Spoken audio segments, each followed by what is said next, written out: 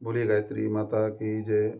आइए आज हम गीता चिंतन में अध्याय 5 कर्म संन्यास योग प्रारंभ करते हैं, जिसमें सबसे पहले अर्जुन भगवान से कहते हैं कि हे प्रभु, संन्यासं कर्मणां कृष्ण पुनर्योगं च संससि यच्छ्रेयत्योरेकं तन्मे ब्रूहि सुनिश्चितम्।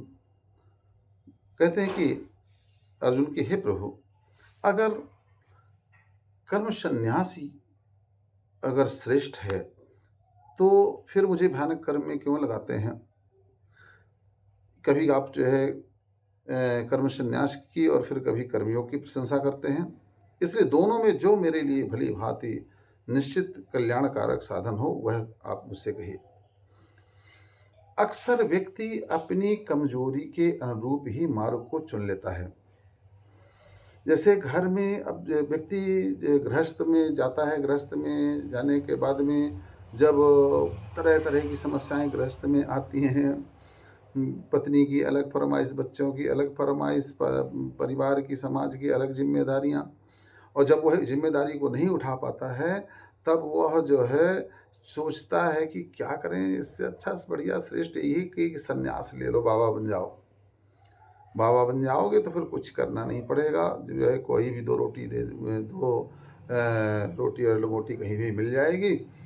तो वह अपने सुगमता का मार्ग जो है सोच तय कर लेता है, जो उसके अनुसार होता है, और उसी को श्रेष्ठ मान लेता है। मगर ऐसा है नहीं। जो है जो शास्त्र सम्मत बातें हैं उनको मान करके चलना चाहिए। अक्सर आप समाज में 90% ऐसे ही सन्यासी घूमते देखने को मिलेंगे कि नारी मरी घर संपत्ति नासी और मूड मुड़ाए भय सन्यासी। ऐसे सन्यासी घूम रहे हैं। सन्यास की परिभाषा कुछ और है। सन्यास एक स्थिति होती है, सन्यास लिया नहीं जाता, सन्यास हो जाता है।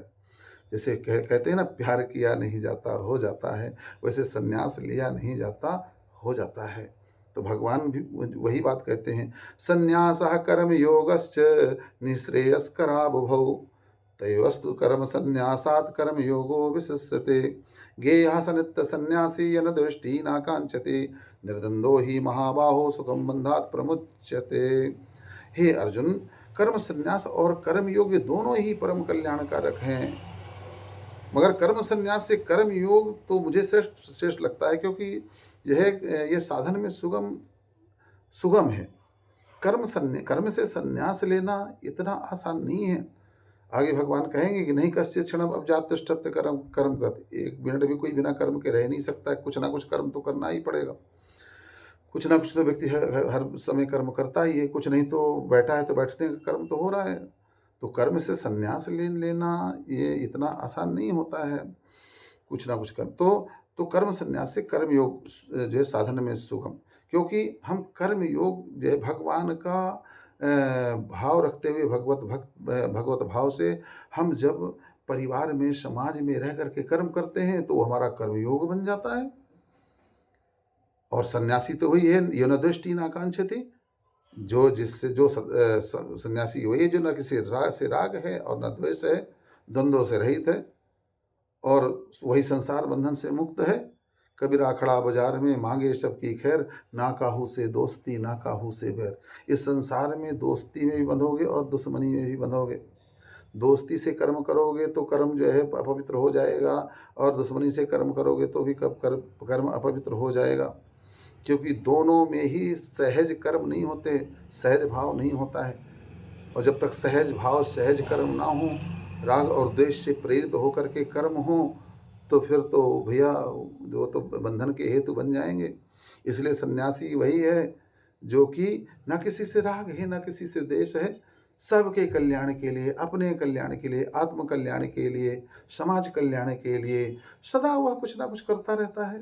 सन्यासियों को भी देखिए, आखिर सन्यास लेने के बाद में भी लोक कल्याण के लिए काम करते हैं कि नहीं करते हैं, समाज कल्याण के लिए कार्य करते हैं कि नहीं करते हैं। अर्थात कर्म तो करना ही पड़ता है। तो भगवत भाव से जो कर्म को योग बना दिया जाए वही श्रेष्ठ है, वही सन्यासी है। बोलिए गायत्री माता की जय।